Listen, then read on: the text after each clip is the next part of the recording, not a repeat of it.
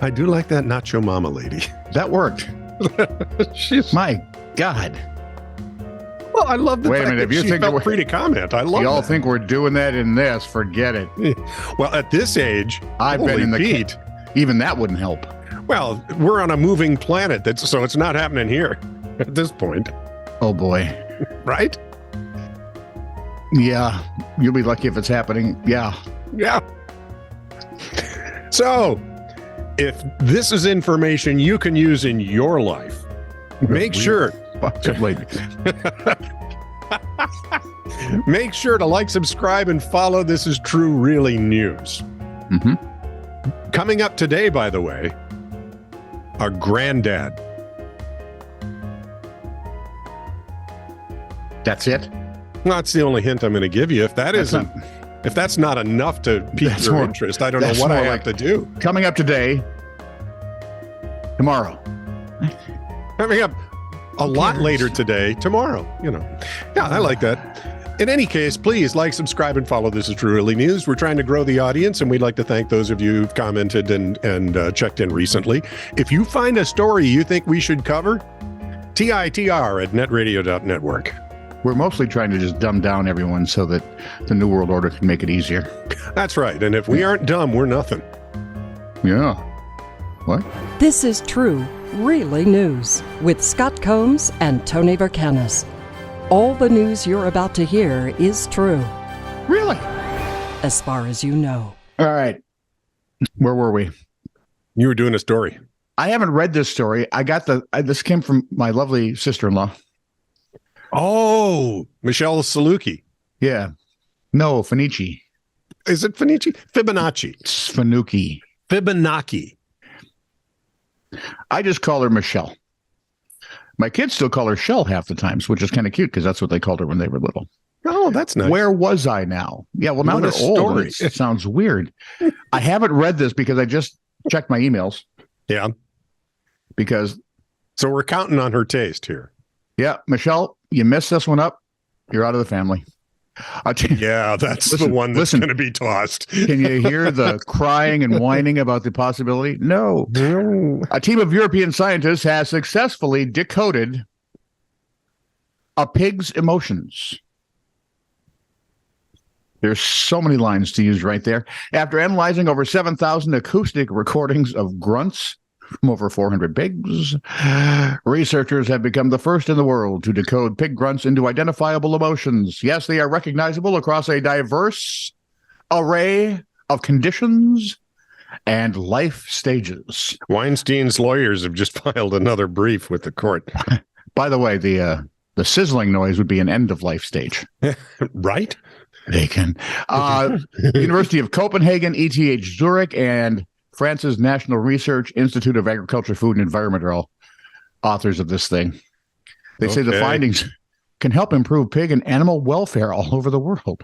Because honestly, I didn't know pig welfare was, I don't know, off. Well, You know what I mean? what about those swimming pigs in Peru? Dude, they're on a beach. They're swimming.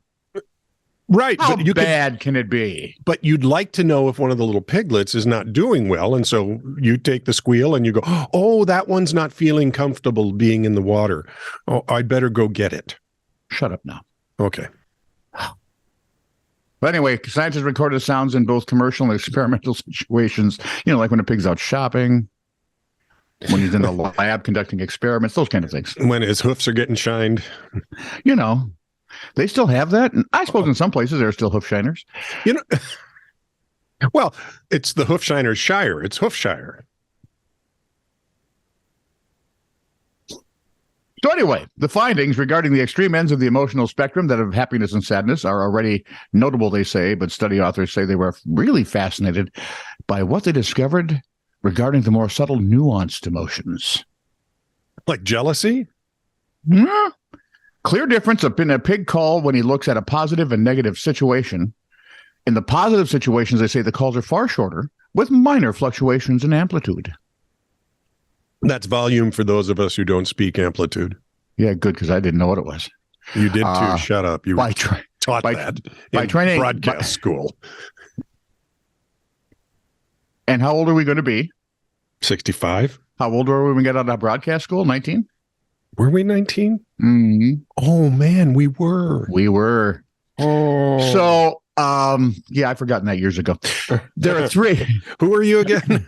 And why am I here? Grunts, more specifically, begin high and gradually go lower in frequency. So if you listen for that, or your computer algorithm listens for that, you know if your critters are having a good time. I'm not sure I want to know if they're having that good a time. You know, I'm looking at this and it's all just random. This is like a study. It's like real scientists and everything. Yeah, I was just looking for a chart of stuff that we could make fun of. Unlike the the Oh, look, there's a cow. guys. Maybe they've done that with cows. Oh boy, I can hardly wait. 20. Oh, here we go. Research into the emotional state of animals is relatively new. You know why? Because up until 20 years or so ago, we had important things to do. It wasn't the funding. Follow the money. Right to the federal government, I'm guessing. Yeah. Don't they fund everything now? They and George Soros, right? Lovely. And what's his name? To see that Hungary actually passed, I think it was a law that George Soros had to quit tampering with their elections.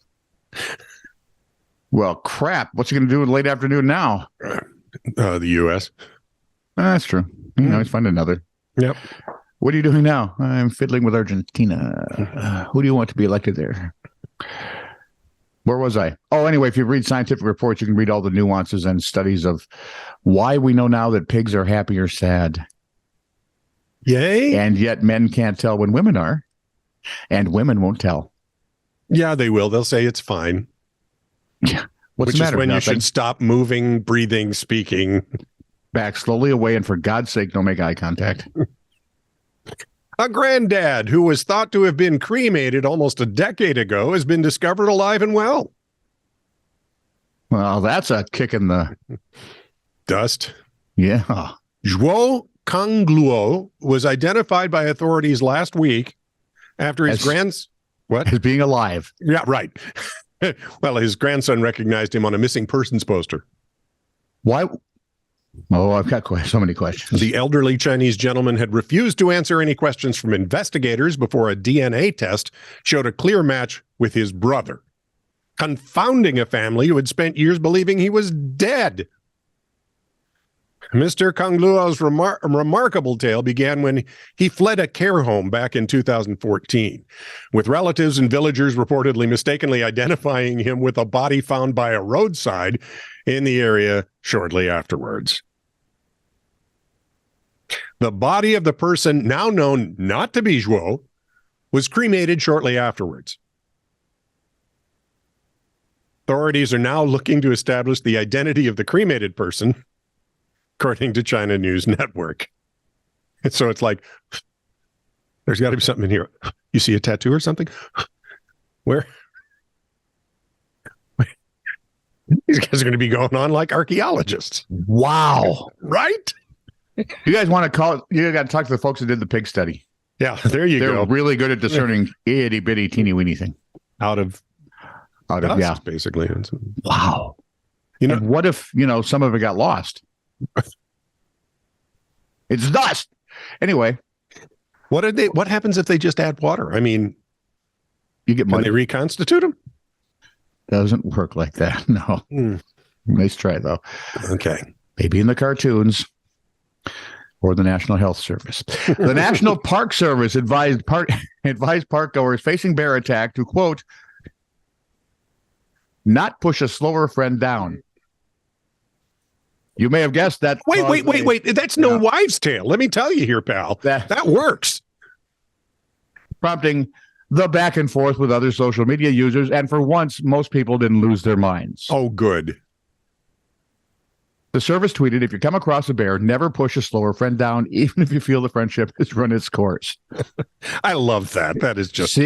Seeing a bear in the wild is a special treat for any visitor. While it's an exciting moment, it's important to remember that bears in national parks are wild animals and can be dangerous. This is the part I think most of us forget because, well, we're idiots. Yeah. And they went on to be very careful because as spring arrives and snow melts, bears get more, shall we say, active. And they got to eat. Gotta eat. They're looking for coffee and some cereal. I'm telling you. The tweet had 5.4 million views as of last Wednesday. Doug Jones right back. Thank you. I'd be the slower friend. Jeff Brown writes, okay, but what if the bear looks real hungry? Yeah, Don't they deserve a little snack as a treat? That's exactly what I was thinking. Oh, sure. You're going to push over your short friends. Way to go, Jeff. Here's my problem. He's obviously a heightist. I can't run. So see, there would be, you don't even have to push me over. Just run. Yeah, I can't. Both of us are dying. If we're together, come on, we have to run. I can't run. I can't run. How about you? Well, all right, let's do rock, paper, scissors, lizard, Spock to find out who does this. Rock, paper, scissors, lizard, Spock? I'll teach it to you later. Okay, very good. Big Bang Theory. Okay. Mad Lab scientist responded, what if they consider me a friend, but I just consider them an acquaintance? Then could I push them in front of said bear? Yeah. Asking for an acquaintance. Oh, this is why you always take new friends. I love this in the Park Service. Friendships are special, but they don't happen by chance. It takes effort and trust to build a lasting friendship. Good luck. There you go. Oh, that's cute. Whoever's doing that is cute. I do. Yeah, but I would be so afraid to do that because in this day and age. Oh, yeah. Nobody has a sense of humor. Some they would take it seriously. Imagine the poor bear if he choked on one of your bones. I mean, then soon NBC would be running story on people pushing bears in front of slow people, or no, slow people in front. Either way, you have to be really strong to push the bear, though. Well, or really hyped up. Remember the girl with the bear on the wall going after her dogs, and she went over there and just shoved the mama bear off the wall? Oh, that's right. Push the bear away. Get out of here. And the bear's going, what the heck? This usually works. Well, the bear, just suppose when the adrenaline wears off, what the hell? What was I thinking? Next time you're dead. So way back in 2021. Way back was a machine, by the way. Yes, it was. For us old timers. A man named Sajid, thought to have died in a plane crash 45 years earlier, left relatives stunned. Stunned, I say. When he returned from the dead. The 70-year-old left his hometown, oh boy, of Shastamkota. Yeah, Shastamkota in India in October. So it'd be like Bambooburg. Bambooburg, yeah. In October of 1976 to support his family by working in the Persian Gulf. Disaster struck when one of the engines of his Indian Airlines flight from Bombay to Madras caught fire, killing 95 people. Huh? Sorry, I'm coming up with other Indian names. Oh, sure. Mumbai-shire. Yeah. Bombayville.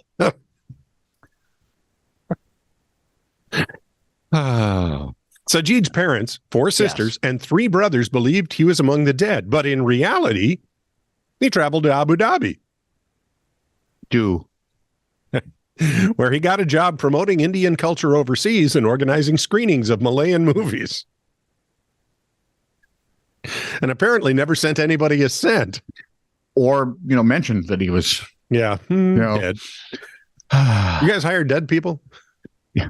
Listen, would you hire me? Because they think I could, This is true, really news.